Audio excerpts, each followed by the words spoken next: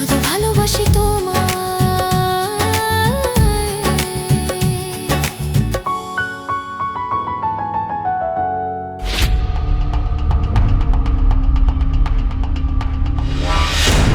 কে আপনি?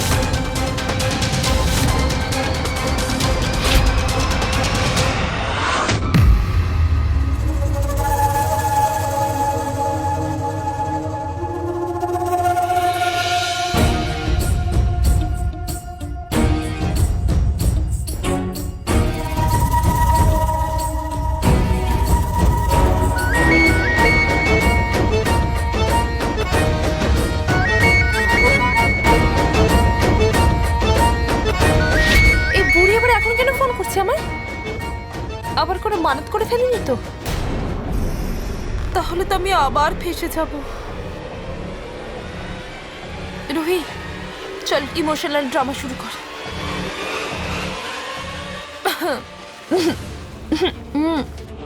ঠাকুমা বলো। মানে কি হয়েছে তোর? শরীর খারাপ নাকি? না ঠাকুমা, কিছু হয়নি। সিয়া, সত্যি বল, আমি জানি তোর কিছু একটা হয়েছে। কি হয়েছে বল? না না, সেরকম কিছু হয়নি।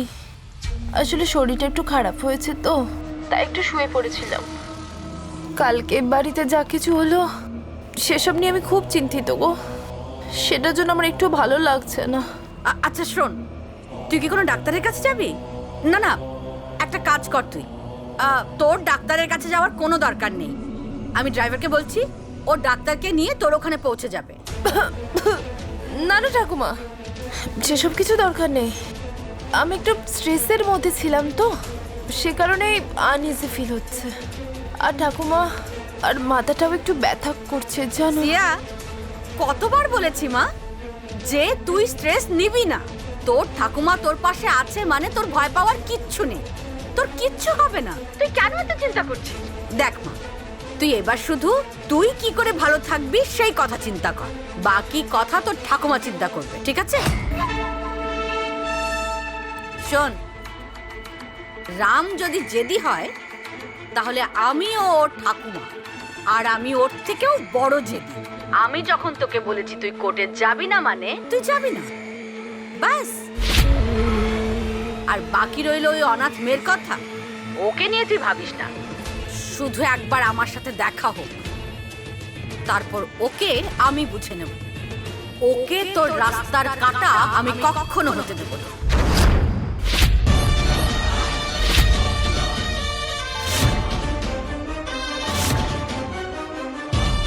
হ্যাঁ ঠাকুমা, আমিও সেটাই ভাবছিলাম। কালকে আমাকে আর কোর্টে যেতে হবে না। এটাতে তো সিয়াই হারবে, আমি না। মানে? না মানে ঠাকুমা, আমি বলতে চাইছিলাম যে আমার না কোর্ট কাচারি দেখলে খুব ভয় লাগে। আর ভগবান আমার কথা নিশ্চয়ই শুনবেন, আমাকে যেন কোর্ট কাচারিতে যেতে না হয় ঠাকুমা। আর হয়েছে কি, তুমি তো জানো যে আমি কোনো কিছু ভুল করিনি বলে। হ্যাঁ, ব্যাস এই কথাটা বলার জন্যই তো তোকে ফোন করেছিলাম। তুই অযথা চিন্তা করিস না, আমি সব সময় তোর সাথে আছি, ঠিক আছে? থ্যাংক ইউ ঠাকুমা, আমি রাখছি। হ্যাঁ, আমিও রাখছি।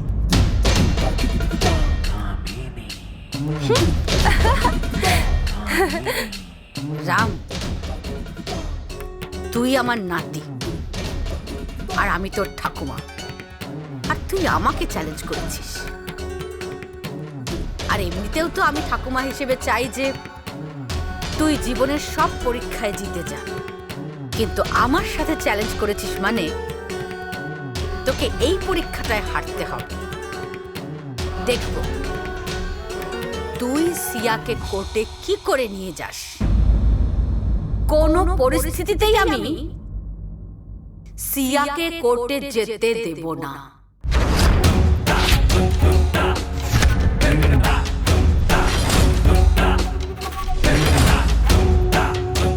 ঠাকুমা, তুমি আমার জন্য কিছু করো আর না করো, আমি কিন্তু কালকে কোর্টে যাব না।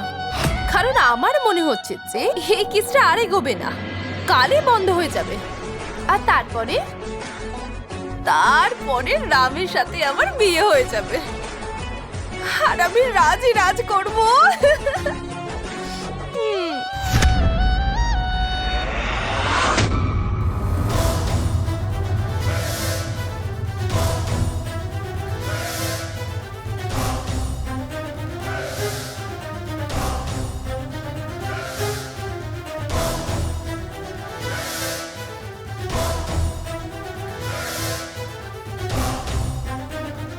এই চিকি কোথায় গেল?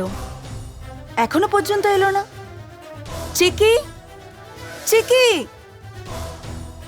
শুনতেও পাচ্ছে না, কোথায় চলে গেল?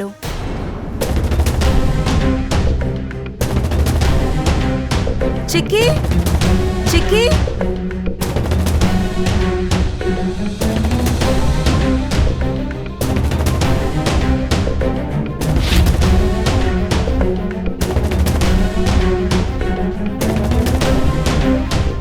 পিজা তো এখানেই আছে, তাহলে ও কোথায়? কোথায় চলে গেল?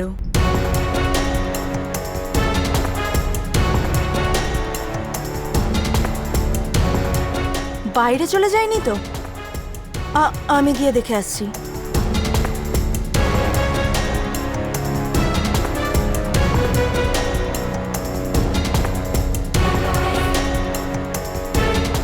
বাইরেও তো নেই, তাহলে ও গেল কোথায়?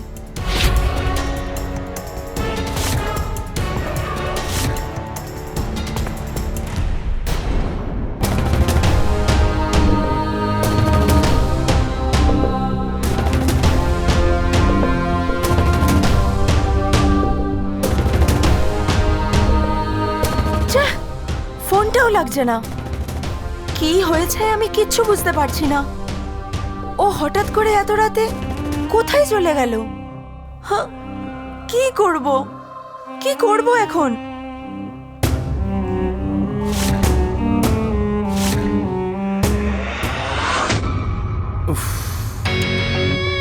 যাই হোক, সব থেকে বড় টেনশনটা গেল। মা বুঝতে পারলো, ভালো হয়েছে। না হলে মা যদি কষ্টে থাকতো, ওই চিন্তায় আমিও কাজ করতে পারতাম না। আমি বুঝতে পারছি না হঠাৎ করে এরকম সবাই চেঞ্জ কেন হয়ে গেল।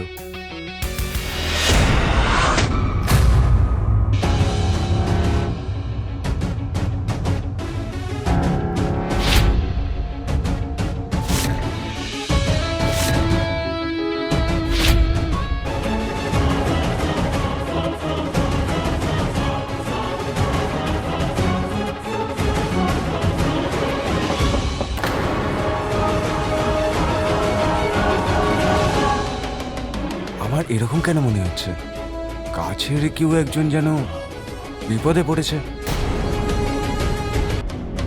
মা, বাবা, ঠাকুমা, নিধি সবাই তো ভালোই আছে, তাহলে এরকম ফিলিংস কেন হচ্ছে? কেন আমার মনটা এরকম করছে?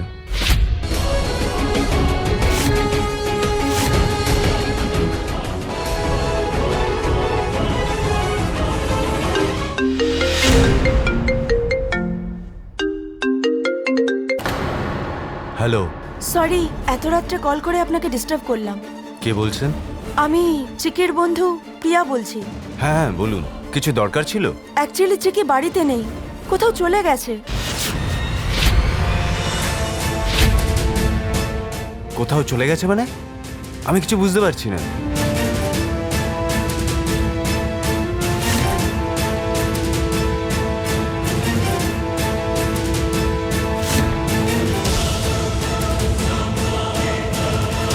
আচ্ছা, তুমি তাকে ফোন করে ট্রাই করেছো? হ্যাঁ, নট রিচেবল আসছে। ঠিক আছে, আমি দেখছি। আমি তোমায় কল ব্যাক করছি। সে হয়তো কোথাও যায়নি, আশেপাশেই আছে। ঠিক আছে। হ্যাঁ হ্যাঁ।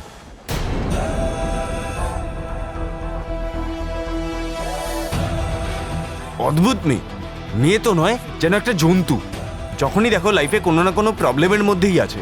পৃথিবীর সব টেনশন আমিই নিয়ে বসে আছি। এবার আমি ওকে কোথায় খুঁজবো?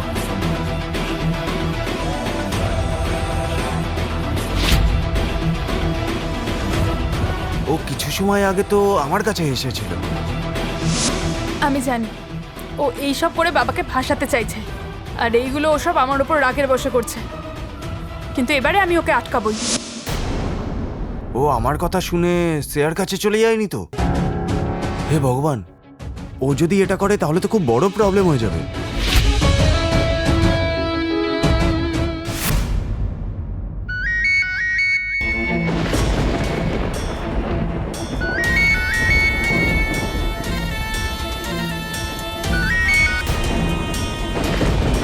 হ্যাঁ রাম, বলো।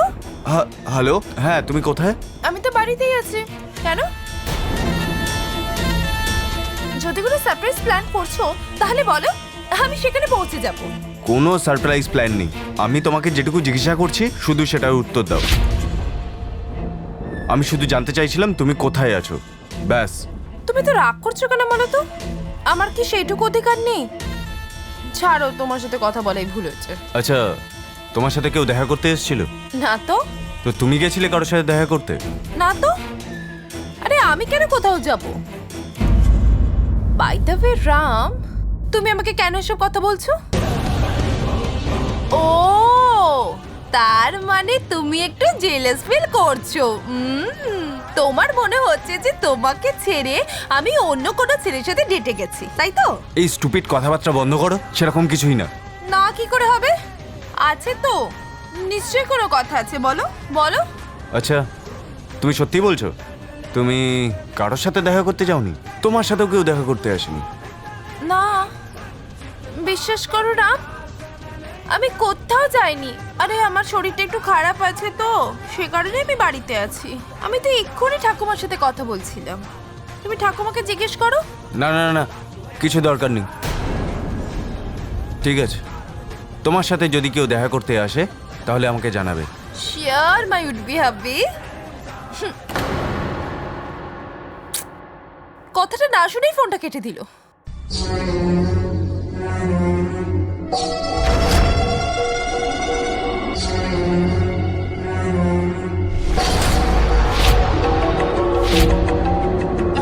তোর যেটা করার তো সেটাই কর রাম অবস্থি।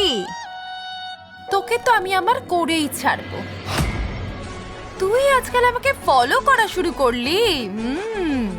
তার মানে তুই আমার উপর ইমপ্রেসড হচ্ছিস। গুড। আর এই ইমপ্রেশনটা খুব তাড়াতাড়ি ভালোবাসে কনভার্ট হয়ে যাবে। ওয়াও!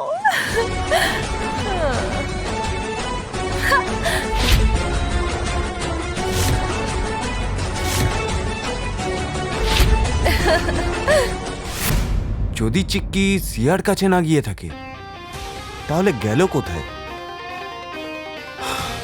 এরকম ভাবে কি করে সে কোথাও চলে যেতে পারে?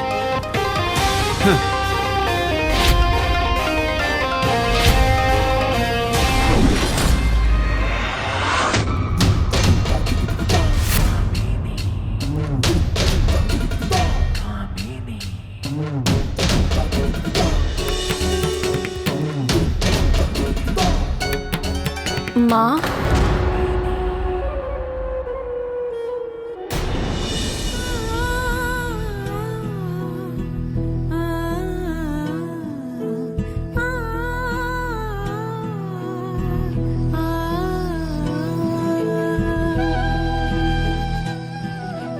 মা, আমি জানি তুমি আমার ওপর রাগ করে আছো। সিয়া যেমন ভাবছে আমি এরকম কিছুই করিনি। মা, আমি এরকমটা কেনই বা করব? মা, সিয়া তোমার পছন্দের, আর তোমার পছন্দ মানেই আমাদের সকলের পছন্দ। আমি তোমার পছন্দে কখনোই বাধা দিতে পারি না মা। ছোটবেলা থেকে আমরা যে সিয়ার জন্য অপেক্ষা করেছিলাম, সেই সিয়া আমাদের কাছে ফিরে এসেছে, আর তাতে আমরা কত খুশি। আমি তো শুধু এইটুকুই চাই, এই খুশি আমাদের সবার কাছেই যেন থাকে। মা, মন্দিরে যা কিছুই হয়েছে সেসব কিছু অ্যাক্সিডেন্ট ছিল, আর অন্য কিচ্ছু নয়।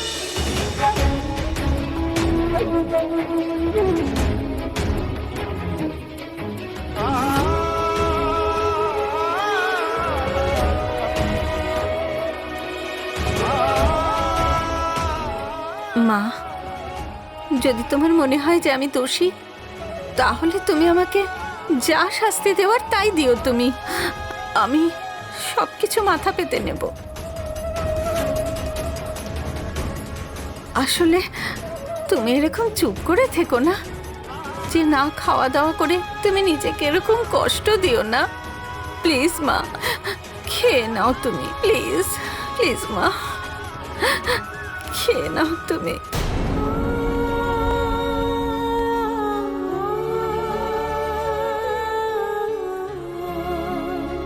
মা, তুমি এরকম চুপ থাকলে আমার খুব কষ্ট হচ্ছে। আমি তোমার এরকম অবস্থা দেখতে পারবো না। প্লিজ মা, প্লিজ।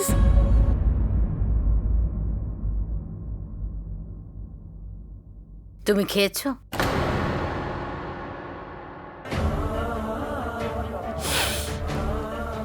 সবাইকে খেতে দিয়েছো, সবাই খাওয়া দাওয়া শেষ করে ঘুমোতে গেছে, তুমি কেন খেলে না?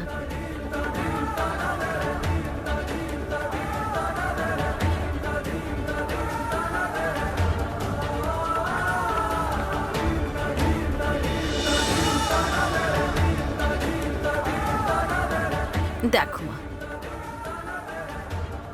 আমার না তোমার উপরে রাগ আছে না অভিমান, কিন্তু হ্যাঁ, আমার বড্ড কষ্ট হয়েছে। তাও রামের কথায়। রাম আমার নাতি, যেই নাতির খুশি দেখলে আমি আমার সব কিছু ভুলে যাই, আজকে সেই নাতির একটা সাধারণ মেয়ের জন্য আমার মুখে মুখে কথা বলেছে। সুগন্ধা, আমার তো বিশ্বাসই হচ্ছে না যে রাম এই কথা বলছে। আমার রাম আমার কথা শুনছে না। তুমি বলো সুগন্ধা, আমি আমি কি কোনো কিছু ভুল করেছি? না মা,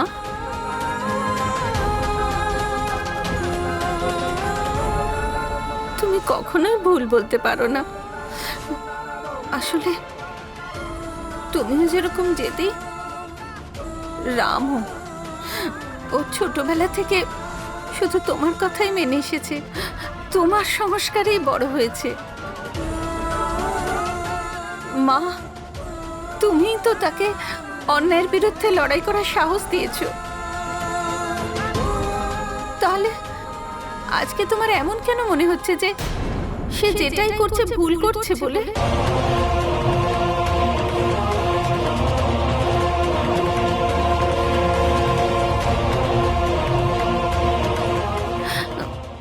যে নাতি তোমার কথাকে বেদ বাক্য বলে মেনে এসেছে, সে কি করে তোমার কথা অগ্রাহ্য করতে পারে?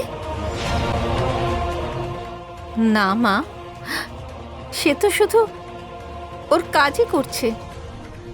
তাহলে সে কেন এই কেসটাকে নিয়ে এত সিরিয়াস আছে, আমি নিজেও সে কথা বুঝতে পারছি না। সুগন্ধা, রাম যদি শুধুমাত্র তার কাজ করত, তাহলে তাতে আমার কোনো আপত্তি থাকতো না,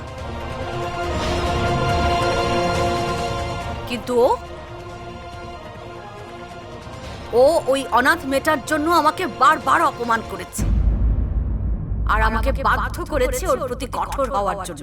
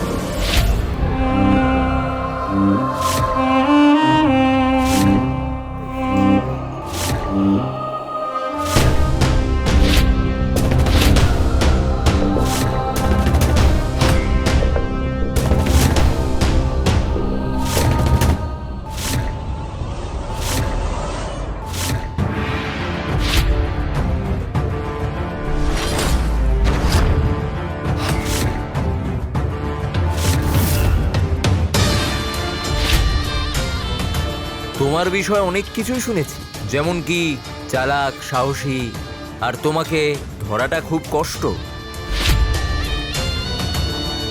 তাহলে এত সহজে বাঘের ডেরায় চলে এলে?